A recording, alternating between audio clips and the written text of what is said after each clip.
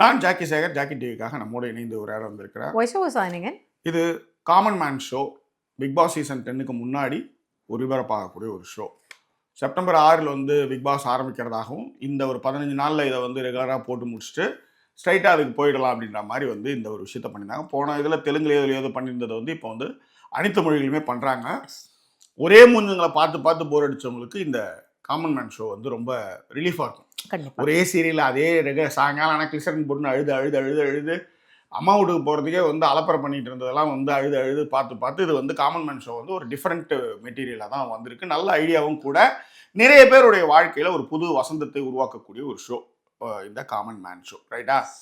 ஆனால் இந்த common man ஷோவுக்கு வந்து ஜட்ஜஸாக வந்து ஆரியும் அண்ட் ராஜுவும் செலக்ட் பண்ணியிருந்தாங்க. பிகாஸ் தே ஆர் என்ன சொல்கிறது டைட்டில் வின்னர்.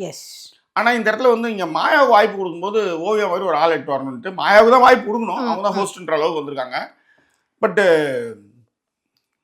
ஓவியாவையும் கூப்பிட்டு வந்திருக்கிறாங்க. ஸோ இவங்க 4 பேர் வந்து, அதாவது 3 பேர் வந்து ஜூரிஸ், ஹோஸ்ட் வந்து மாயா அப்படின்போது மாயான்னு போது நிறைய பேர் அலர ஆரம்பிச்சிட்டாங்க. ஸோ இந்த இந்த 4 பேரையும் ஒரு தனியார் சேனல் வந்து இன்டர்வியூ பண்ணியிருந்தாங்க. அதில் பேசுனதை வச்சு இந்த எபிசோட் பார்க்கலாம். அதன் பிறகு நிச்சயமாக காமன் மேன் ஷோ இனிமேல் டெய்லி அப்படியே வரப்போகுது. ஒரு 3-4 மாதம் 4 மாதம் எப்படி இருந்தாலும் போகும். ஒரு 4 மந்த்ஸ் நம்ம ரெகுலராக பண்ணி ஆகணும். ஊன் உறக்கம் இல்லாமல் பண்ண போகிறோம். இந்த டெடிக்கேஷனுக்கு நீங்கள் இப்பயே லைக் பண்ணாதவங்களாம் லைக் பண்ணிடுங்க. ஏன்னா லைக், அதாவது வியூவர்ஸ் அதிகமாக போகுது, லைக் கம்மியாக போகுது. ஸோ லைக் பண்ண உங்களுடைய வாழ்க்கையில் எல்லா வளமும் நலமும் பெற்று வாழ எல்லாம் உள்ள இயற்கை துணை இருக்கட்டும். ஸோ இப்போ நம்ம வந்து ஒன்றை கொடுத்து தான் ஒன்றை பெறுறோம் அப்படின்போது இந்த வீடியோ நீங்கள் பார்க்கும்போது லைக் போட்டால் தான் உங்களுக்கு வந்து எல்லா நல்ல விஷயங்களும் நிறைய நடக்கும். ரைட், எனிவே விரிவான ஒரு பார்வைக்கு state with us. Right, common man show அப்படின்றது வந்து நான் ஏற்கனவே சொன்ன மாதிரி பார்த்த மூஞ்சிலே பார்க்காம இந்த மாதிரி ஒரு புதிய ஆட்கள் வரும்பொழுது ஒரு ஆர்வம் இருக்கும் அந்த ஷோவை பார்க்க. இப்போ இதில் வந்து இவங்க எப்படி வந்து ஜட்ஜஸ் ஜூரிஸ் வந்து இதை வந்து தேர்ந்தெடுக்க போகிறாங்க அப்படின்றது, இதில் என்ன தான் செஞ்சுருக்காங்க அப்படின்ற ஒரு விஷயத்தையும் தான் அந்த 4 பேர் இன்டர்வியூ நம்ம பார்த்தோம். அதை தான் இங்கே வந்து பகிர்ந்துக்க போகிறோம். ஓகேவா? ஸோ முக்கியமாக மாயா வந்து என்னென்னா, அவங்களுக்கு வந்து ஒரு வருஷம் வந்து காணாமல் போனது வந்து அவங்களுக்கு ஒரு மிகப்பெரிய மன உளைச்சல். கண்டிப்பாக அந்த மன உளைச்சல் அவங்க எப்படி எட்டு வந்தாங்கன்னா, அந்த பேட் எட்டுவாங்க இங்கே வச்சுட்டு, இந்த பேட் இல்லை, நான் இங்கே இருக்கேன். பேடும் 2-3 அது எப்பயுமே அப்படிதான். எனக்கு இந்த இன்டர்வியூ வந்து பொறுத்த வரைக்கும் என்ன அப்படின்னா, பெருசா ஃபர்ஸ்ட் ஆஃப் ஆல் முன்னாடியே சொல்லிடுறேன், பெருசா எழுதல. பட் அவங்க பேசின விஷயங்களை வச்சு ஞாபகம் நீங்க எழுத வேண்டிய அவசியமே இல்லை மேடம். உங்க நம்பர்ஸ் வந்து மைண்ட்ல இருக்கும். அப்படின்னும்போது இது வந்து உங்களால ஈஸியா பண்ண முடியும். அதுதான் எடுத்துன்னு வர்றது. அதுல இப்ப ஜாக்கி சொன்னாங்க இல்லையா, மாயா வந்து ஓவியாவையும் மாயாவையும் ஒப்பிட்டு சொன்னாங்கல்ல, அதுல எனக்கு உடன்பாடு இல்லை. ஏன் உடன்பாடு இல்லைன்னு வச்சுக்கோங்களேன், இங்க நல்லா கவனிச்சு கேட்டுக்கோங்க. என்ன ஒருத்தவங்க ஜட்ஜ் பண்றாங்கன்னு வச்சுக்கோங்களேன், எல்லாத்துக்குமே நம்ம கிரிட்டிசைஸ் பண்ணுவோம், அதை விட்டுருங்க. பட் ஒரு பெரும்பாலான மக்கள் இருப்பாங்க இல்லையா, இவங்க என்ன ஜட்ஜ் பண்ணா கரெக்டா இருக்கும் நம்புற 3 பேரை தான் போட்டிருக்காங்க. உதாரணத்திற்கு நீங்க பெருசா அவங்க மேல உங்களுக்கு நெகட்டிவிட்டியே கிடையாது, எல்லாமே பாசிட்டிவான தாட்ஸ் மட்டும்தான். அது ராஜுவாக இருக்கட்டும், ஆரியா இருக்கட்டும், இல்ல ஓவியாவா இருக்கட்டும். இவங்க ஓவியாவும் ஆரி எல்லாம் வந்து எப்படின்னா அவங்க கரெக்டா நடந்துப்பாங்க அப்படிங்கிறதுக்காகவே பேர் வாங்கினவங்க. அதனாலதான் அவங்க ஜட்ஜா வந்திருக்காங்க. கூடவே ராஜுவும் பாத்தீங்கன்னா, ராஜு யாரையுமே திட்டியோ அவங்கள அசிங்கப்படுத்தியோ அவர் வரவே இல்லை. இன்னொன்னு, ராஜு கிட்ட இன்னைக்கு கூட வந்து பாத்தீங்கன்னா, இவன் ஒரு விளக்கெண்ண, இவெல்லாம் வந்து செலக்ட் பண்ணி நாம போகணுமா அப்படின்னு நினைச்சிருக்கூடாது. இவனே இங்க வந்து உட்காந்துருக்கும் போது நம்ம தன்னம்பிக்கையே இதுல வந்து பார்ட்டிசிபேட் பண்ணலாம் அப்படின்றதான் வந்து அவங்க சொன்னாங்கன்னு வச்சுக்காங்க. அவர் அந்த விஜய் டிவி மெட்டீரியல் மாதிரி அவரே அந்த விஜய் டிவி அவங்களே அவங்களுக்கு செல்ஃப் கலாய் பண்ணிப்பாங்களா, அந்த மாதிரி தான் அவர் பேசுறாரு. ஆனா நீங்க அதை தான் நான் சொல்றேன், அவரே அவரை கலாச்சிக்கிறாரு. எக்ஸ்ஹோஸ் சொன்ன மாதிரி ஒரு காமெடி என்பது அவங்களை புண்படுத்தக்கூடாது. நாம ஏதாவது செஞ்சுட்டு கூட அது காமெடியா தெரியலாமே தவிர்த்து மத்தவங்களுக்கு இருக்கக்கூடாதுங்கிறதுல ராஜு ஆரம்பத்துல இருந்து அவர் கரெக்டா தான் அதை பண்ணிக்கிட்டு இருக்காரு. இவங்க சொன்ன பாயிண்ட் ரொம்ப வேலிடான பாயிண்ட். ஐ மீன் வாய்ஸ் ஓவர் சொன்ன பாயிண்ட். ஏன்னா அவங்கள மட்டும் ஜூரியா போட்டிருந்தா இவ்வளவு மாயாவை எடுத்திருப்பாங்க அவங்க ஸ்டைல்லே. அவ்வளவு மாயா வந்தா இந்த நாடு எப்படி தாங்கும்? அது ரொம்ப முக்கியமான விஷயம். எல்லாத்தையும் விட ரொம்ப முக்கியமான விஷயம் ஆரி சொன்ன விஷயங்கள். இதை எப்படி நீங்க இந்த காமன் மேன் ஷோவை பாக்குறீங்க அப்படின்னும் போது ஆரி சொன்னாரு, நாங்களாம் அது உள்ளார போய் தான் வந்து நிறைய விஷயங்கள் வந்து எதிர்கொண்டோம். இப்ப உதாரணத்துக்கு வந்து ஒரு இடத்துல வந்து ஒரு இது கொடுக்குறாங்கன்னு வச்சுக்கலாம், ஒண்ணுல ஒரு பிரெட் கொடுக்குறாங்க, பசி. இப்ப நீங்க அடிச்சு புடிச்சு வாங்குறதுக்கு ஒரு குரூப் இருக்கும், சாப்பிட்டோன்னு திரும்ப போய் வாங்குவோம். ஆமா, அதே நேரத்துல கூட்டம்லாம் குறைஞ்சதுக்கு அப்புறம் வாங்குறோம் ஒருத்தன் இருப்பான். சில பேருக்கு அது கிடைக்கூட கிடைக்காம போகும். ஆனால் அவன் தெளிவாக இருப்பான், இந்த கூட்டத்தை போய் நான் அடித்து என்னால் வாங்க முடியாது. ஆனால் அப்படியான ஆட்களுக்கு பிக் பாஸில் இடம் கிடையாது. இந்த பிக் பாஸை பொறுத்தவரை நீங்கள் வந்து ஆக்டிவாக இருக்கணும்.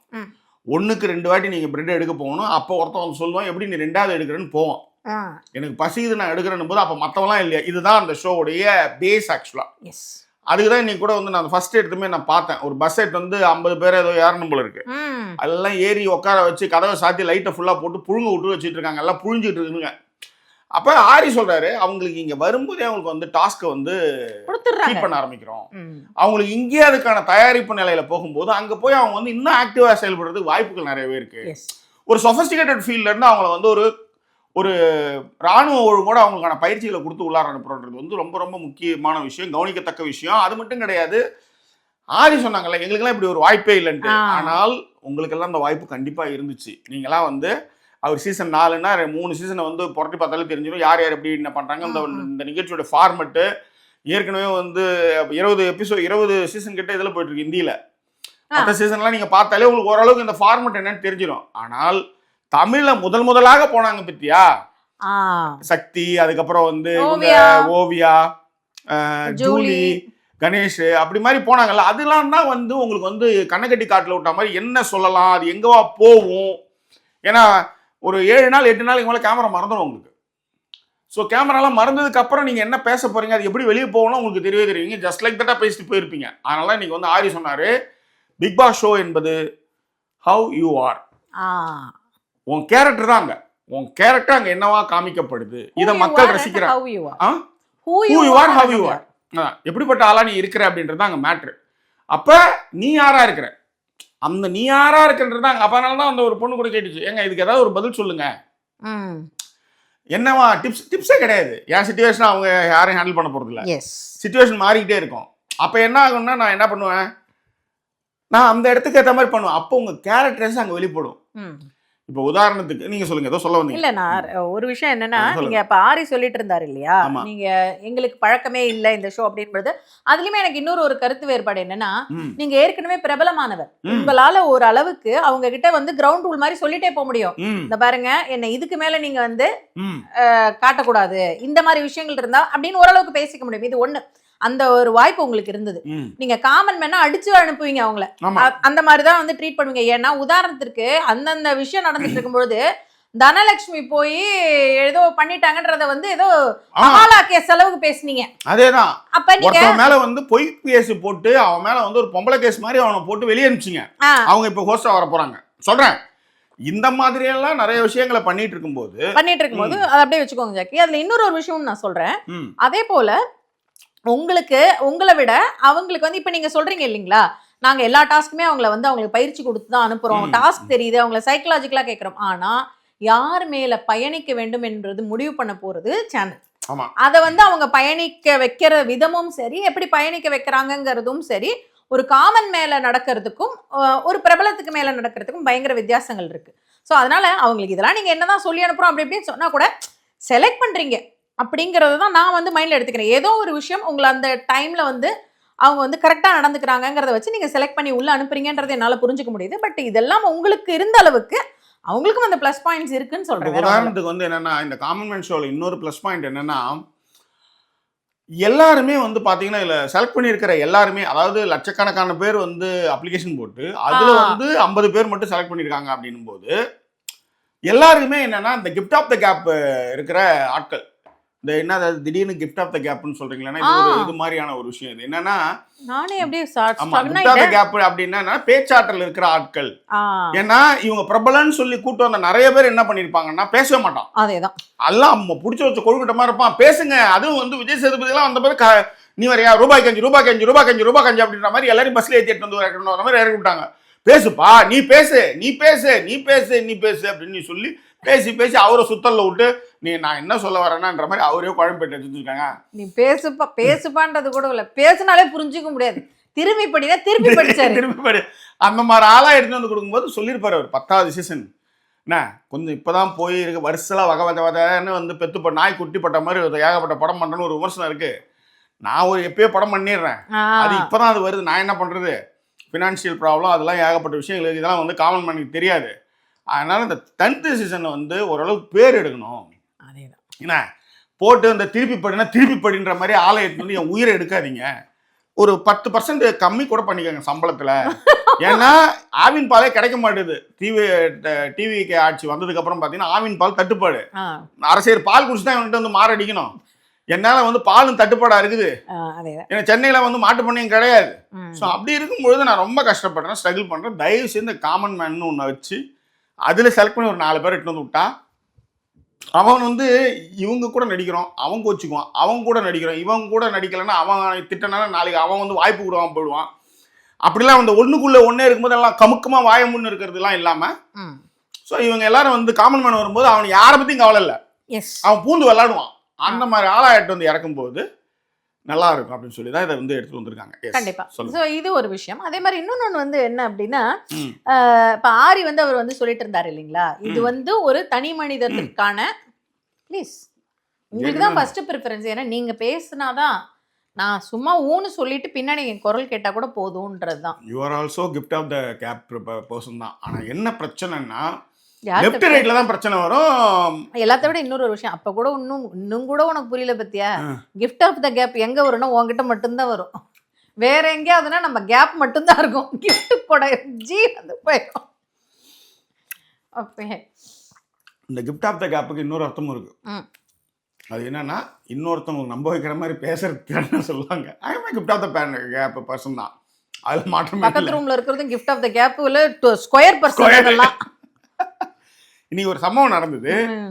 இந்த யாராவது பொய் சொல்லும் போது அந்த சம்பவத்தை பேசலாம்னு இருக்கேன். இன்னைக்கு அது ரொம்ப ஓவர் டூவா போயிடும் அப்படின்றதுனால அதை அப்படியே விட்டுட்டு right come to the point. Yes சீக்கிரம் முடிப்போம். அதான் இல்ல ஒண்ணுமில்ல. இப்ப இதுதான் ஆரியோட புரிதல், இதுதான் நம்ம எல்லாரோட புரிதலுமே ஒரு கேமை பத்தி இல்லைங்களா. மாயாவோட புரிதல் எப்பவுமே வித்தியாசமா இருக்கும். அதுல என்ன அவங்க சொல்றாங்கன்னாங்க, அதாவது இந்த கேம் வந்து வித்தியாசமா பண்ணணும். யார் எப்படி நீ வித்தியாசமா பண்ணணும், ஒரு சிச்சுவேஷன் இருக்கும்போதே ஒரு வித்தியாசமா பண்ணணும்னு பண்ண ஆரம்பிச்சுதான் ஒருத்தனை வந்து வீட்டுக்கு அனுப்பிச்சிங்க. அதுதாங்க தப்பு. அதுக்கு அவங்க சொல்லக்கூடிய இன்னொரு ஒரு விஷயம் இருக்கு. அதுதான் ஒரு சிச்சுவேஷன் வரும்போது மொராலிட்டியோட அடுத்தவனை துன்புறுத்தாம நீங்க ஜெயிக்கணும். அதனாலதான் ஆரி இன்னைய வரையிலும் வந்து நிக்கிறாரு.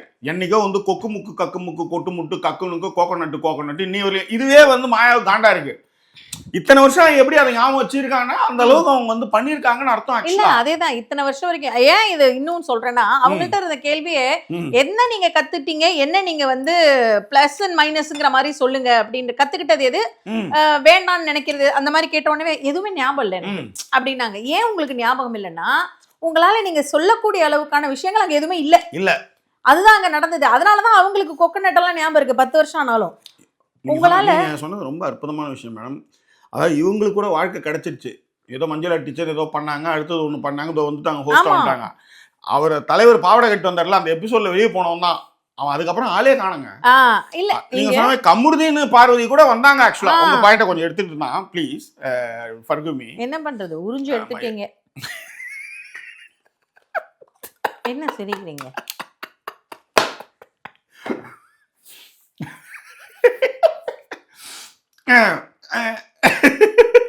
What nonsense.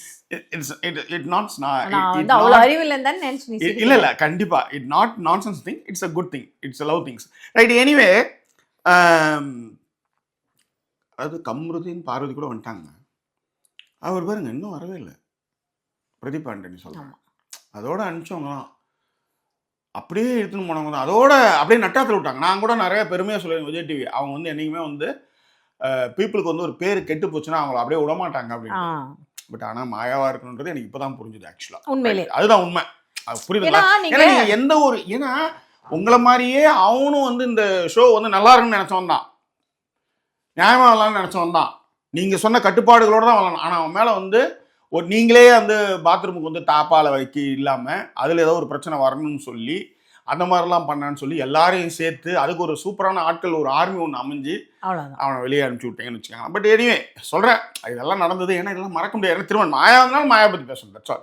ரைட். மாயா இப்போ வந்து ரொம்ப சின்ன விஷயம் ஜாக்கி. அதுல நீங்க சொன்னதுனால சொல்றேன். சொல்லுங்க ப்ளீஸ். ஒரு லேடிஸ் டாய்லெட்டுக்குள்ளார தெரியாமல் இப்ப நீங்க நுழைஞ்சிட்டீங்கன்னு வச்சுக்கோங்களேன், உங்களை ரொம்ப ரொம்ப அசிங்கப்படுத்துவாங்க. கரெக்டுங்களா? இதே விஷயம் ஒரு ஜென்ஸ் டாய்லெட் பார்க்காம டக்குன்னு ஒரு லேடி உள்ள நுழைஞ்சாங்கன்னா என்ன செய்வாங்க? இது ஜென்ஸ் சாரி தப்பு பண்ணிட்டீங்க. அந்த பக்கம் போங்க. ஆனா ஒரு ஆண் அந்த தப்ப பண்ணவே மாட்டானா அப்படின்னு கேட்டீங்கன்னா உடனேவே உங்களோட பார்வை வேற மாதிரி தான் மாறிடும். ஆமா, அப்படிதான் நீங்க வந்து அந்த டாய்லெட் மேட்டரையும் வந்து பண்ணிருப்பீங்கன்றது என்னுடைய தாட் ப்ராசஸ். அது தவறாவும் இருக்கலாம், ரைட்டாவும் இருக்கலாம். ஆனா இதுதான் நம்மளுடைய உள்ளுணர்வுன்ற. ஆனா இது இந்த இடத்துல தான் நான் வந்து என் ஒய்ஃபுக்கு வந்து ரொம்ப தேங்க்ஸ் சொல்லணும். ஒரு டிபெண்டா இப்படி ஒரு கண்ட்ரி கூட்டு வந்து சினிமாவில் வந்து இப்படி ஒரு சம்பவம் நடந்தது. ஆக்சுவலி 9-10 இங்க ஸ்காட்லாந்து இருக்கிறவங்களுக்கு, அதுவும் எடின்பரோ ஸ்கிரீனிங் வேர்ல்டுக்கு போனவங்களுக்கு தெரியும். 9-10 ஸ்கிரீனுக்கு வெளியில வந்து, அதாவது மற்ற ஸ்கிரீன்லாம் நீங்க வெளியே வந்தீங்கன்னா லெஃப்ட் திரும்பினா ஜென்ஸு, ரைட்டு திரும்பினா லேடிஸு. இந்த 9-10 ஸ்க்ரீன் மட்டும் எப்படின்னா அது சென்ட்ரலில் இருக்குமா, லெஃப்ட் ரைட்டு எல்லாமே ஒரே டிஸ்டன்ஸில் இருக்கும். எது என்ட்ரன்ஸு எது வந்து பின்னாடி பக்கம் இப்போ அடுத்த ஸ்க்ரீன் போகிறதுன்னு தெரியாது உங்களுக்கு. அந்த காரிடர் சொல்கிறேன். சென்ட்ரலில் இருக்கும்போது நம்ம மைண்ட் செட் என்னன்னா லெஃப்டில் தான் வந்து ஜென்ஸ் டாய்லெட் போவோம். படம் போட்டிருப்பான். ஆனால் உள்ளார போயிட்டேன் நான். அப்படி உள்ளார போனோமே அலண்டு போயிட்டேன் நான் ஆக்சுவலாக. ஏன்னா அப்போ தான் வந்து கை வாஷ் பண்ணிட்டு வருது. இன்னும் இவனுக்கிட்ட இன்னொன்று என்னன்னா, எடுத்ததுமே பப்பரக்கான்னு திறந்து வைக்கிற மாதிரியான இந்த நம்ம ஊர்லாம் வந்து இது பண்ணுவாங்களா, அந்த மாதிரிலாம் கிடையாது. இந்த ஊரை பொறுத்தவரையும் ஃபஸ்ட்டு உள்ளார போனதுமே ஒரு டோர், ஒரு இடம், ஒரு ஸ்பேஸ் இருக்கும். அதுக்கப்புறம் தான் நீங்கள் திறந்து போனோம்னா அந்த ஸ்பேஸும் வந்து ஒன்றுக்கு இருக்கிற ஸ்பேஸ்லாம் கிடையாது. அங்கே கை கழுவுறது அதெல்லாம் இருக்கும். அதுக்கப்புறம் தான் வந்து உங்களுக்கு வந்து ஒன்றுக்கு இருக்கிற ஸ்பேஸ்லாம் இருக்குன்னு வச்சுக்கோங்க. அதனால் நீங்கள் அதாவது திறந்தே பார்த்தா கூட வந்து என்னன்னா கண்ணாடி கிட்ட அந்த இது பண்ணிட்டு இருப்பாங்கல்ல, ட்ரெஸ் பண்ணிட்டு இருப்பாங்க, அதுதான் நமக்கு தெரியும்னு வச்சுக்கோங்களேன். ஆனால் அன்ஃபார்ச்சுனேட்லி ஒரு பொண்ணு டக்குன்னு வந்துமே அப்படியே மிரண்டு போய் நான் வந்துட்டேன். அதெல்லாம் ரொம்ப கூலாக ஹேண்டில் பண்ணிட்டு போச்சுங்க. அதெல்லாம் நீங்கள் தப்பாக வந்துட்டீங்க, அங்கே அந்த கதையே கிடையாது. நீ மான்னு போ, அங்கே எல்லாம் செஞ்சிட்டு இருக்காளுங்க, பார்க்கணும்னா பாட்டு அப்படின்ற மாதிரி அது போயிட்டு இருக்குது. நாம தான் வந்து ஓடாது. ஏன்னா நம்ம ஊர் இது நான் தான் சொன்னேன், காஸ்கோவில் போய் நிற்கிறேன், டப்புன்னு பார்த்தா செம்ம வீடு, டமால் ஜிப்பை ஊற்றுன்னு உட்காந்து டிரான்ஸ்ஜெண்டர் அந்த மாதிரி நம்மளை வந்து அதை வந்து அதான் சொன்னேன். இதை நீங்கள் இந்த ஊரை பொறுத்தவரை நீங்கள் வந்து எதையுமே அந்த மாதிரி வந்து ரொம்ப சொன்னால ஆடி சொன்ன கூலாக இருக்குங்க. அதே தான் கூலாக அங்கே இருக்கிற சிச்சுவேஷனுக்கு ஏற்ற மாதிரி நீங்கள் ரியாக்ட் பண்ணணும். Who you are, how you R, that's all. இதை தான் வந்து கேமு. இந்த இன்னும் எப்பயுமே ஒருத்தன் என்ன பண்ணுவான், இங்கே கீழ் வீட்டில் ஒரு அப்பார்ட்மெண்ட்டில் நாய் மேய்ப்பான். அவன் வந்து எப்பயுமே வந்து என் வீட்டம்மா கிட்ட நிறைய பேசுவான், இவங்களும் நிறைய பேசுவாங்க. நாய் வேற வந்து கொஞ்சம் நம்ம என்னதான் நம்ம இருந்தாலும் கொஞ்சம் நம்மளுக்கும் வந்து இந்த பேஸ்மெண்ட்டை கொஞ்சம் ஆட்டுற மாதிரி ஒரு விஷயம் வந்தால் கொஞ்சம் ஆர்வமாக இருப்பான்ல. இன்னைக்கு தான் ஏன்னா எடின்பரோவில் வந்து ஒரு நிகழ்ச்சி நடந்துட்டு இருக்கு. அதாவது என்னன்னா, இந்த ஆகஸ்ட் வந்து எடின்பரோ வந்து வேற லெவல். இப்போ உதாரணத்துக்கு 1 மில்லியன் 1.5 மில்லியன் பாப்புலேஷன்னா எடின்பரோடைய பாப்புலேஷன் 1.5 மில்லியன் வச்சுக்கோங்களேன். எடின்பரோடைய population, I am not saying Scotland populations. Edinburgh population 1.5 million ஒரு எக்ஸாம்பிள். ஆனால் இந்த ஆகஸ்ட் மட்டும் பார்த்தீங்கன்னா அப்படியே 1.5 மில்லியன் வெளிநாட்டிலேருந்து வருவாங்க. அவ்வளோ ஆர்டிஸ்ட் இங்கே வருவான். இப்போ இதெல்லாம் வந்து எக்ஸ்ப்ளோர் பண்ணது காசு வேணும் எல்லாத்துக்கும். உள்ளார நீ போகணுன்னாலே 5 பவுண்டு 20 பவுண்டு, ஓகேவா? அதுவும் இன்னும் இந்த பெரேடு மார்ச் அது இதெல்லாம் மார்ச் பாஸ் இன்னும் இருக்குது. அதுக்கெல்லாம் வந்து ஏகப்பட்ட செலவுன்னு வச்சுக்கோங்க சொல்கிறேன் நான். அந்த மாதிரி வந்து இருக்கும்போது தான் அவன் வந்து இந்த நாய் ஏன்னா திரும்ப பேசும்போது போனால் அவன் இதான் என் ஒய்ஃப் அப்படின்னா என்னன்னு பார்த்தா ஆம்பளை தான், வேற ஒன்றும் கிடையாது. அந்த மாதிரியான ஒரு இது அங்கே இங்கே அப்படி ஒரு பாத்ரூம் விஷயத்தை வச்சு ஒருத்தன் வந்து தப்பானவன்னே சொல்லி இத்தனை கேமராக்கள் இருக்கிற இடத்துல இப்படி பண்ணான்னு சொல்லி அவனை அனுப்பிச்சு வச்சு. நீங்க அனுப்பிச்சது கூட பிரச்சனை இல்லை ஜாக்கி, அனுப்பிச்சிங்க முடிச்சிட்டீங்க. இப்ப உங்ககிட்ட நீங்க கேள்வி கேட்கும் பொழுதாவது நீங்க வந்து ஃபர்ஸ்ட் கேள்விக்கு பதில் சொன்ன மாதிரி எனக்கு தெரியலங்கன்னு கூட சொல்லிடுங்க. ஆனா நீங்க எப்படி அதை திரும்பவுமே நிறுவ பாக்குறீங்கன்னா மொரலு இப்படித்தான் இருக்கணும் அப்படிங்கிற மாதிரியான ஒரு விஷயத்தெல்லாம் வச்சுதான் டிவி மீடியா இருக்கு. அப்படிலாம் இருக்க வேண்டிய அவசியமே இல்ல. இப்பதான் ஹோஸ்டா வந்துட்டீங்கல்ல, நீங்க செய்யுங்க, பேசுங்களேன், உங்களுக்கு பிடிச்சதெல்லாம் பேசி தான் பாருங்களேன். ஆமா, இப்ப நான் ஒண்ணும் இல்ல, ஒரு இதுல பார்த்தப்பே வந்து நைட்டி போட்டிருந்த பொண்ணே நீங்க அனுப்பிச்சு விட்டாங்க ரெட் கார்டுக்கு, நீங்க பேசுங்களாங்கன்ற, பெண்கள் ஏதாவது பேசுங்களேன்ற. ஆமா, சரிங்களா? இப்ப என்னன்னா அததான் சொல்றோம். அது சில விஷயங்கள் சில இடங்கள் அப்படின்றதெல்லாம் இருக்கு இல்லையா? சில இடங்கள் சில விஷயங்கள் கூட நான் சொல்ல வரலங்க. ஒரு நான் எங்க அம்மா கிட்ட கூட ரீசெண்டா சொன்னேன், மனசாட்சின்னு ஏதோ எடுத்துட்டு வந்தாங்க எங்க அம்மா. ஏன் மனசாட்சிக்கு படி உன் மனசாட்சிக்கு படி நீ வந்து ரைட்டுன்னு நினைக்கிற விஷயம் என் மனசாட்சிக்கு தப்பா இருக்கும். எனக்கு தப்பா தெரியுது, எனக்கு தப்பு, நீ ரைட்டுன்னு நான் சொல்லவே மாட்டேன், எனக்கு அது தப்பு. அது எப்படி நீ வந்து கரெக்டுன்னு சொல்லு? இப்ப நான் கூட தான் என் மனசாட்சி படி வந்து இவங்களை கல்யாணம் பண்ணிட்டேன், உனக்கு இன்னி வரைக்கும் அது தப்புன்னு தெரியுது இல்ல? அவங்க சொன்னாலே எனக்கு கை கால்லாம் நடுக்குது. ஒரு மாதிரி அந்த மனசாட்சி பேசும்போது எனக்கு வந்து ஒரு மாதிரி நம்ம வந்து இம்பேலன்ஸ்டா ஒரு விஷயம் நடக்கும்போது ஒன்று நடக்கும்ல, அந்த மாதிரியான ஒரு விஷயம். யூ நோ, ஆல் மாமியார்ஸ் லைக் திஸ், ரைட்? ஒன்றும் பண்ண முடியாது. ஸோ அதனால அது அந்த மாதிரி தானே உனக்கு இருக்கு அப்படின்னு சொன்னேன். ஸோ இது என்னன்னா, இந்த ரைட்டு தப்புலாம் பேசாது. உனக்கு ரைட்டுன்றது எனக்கு தப்பா தெரியும்.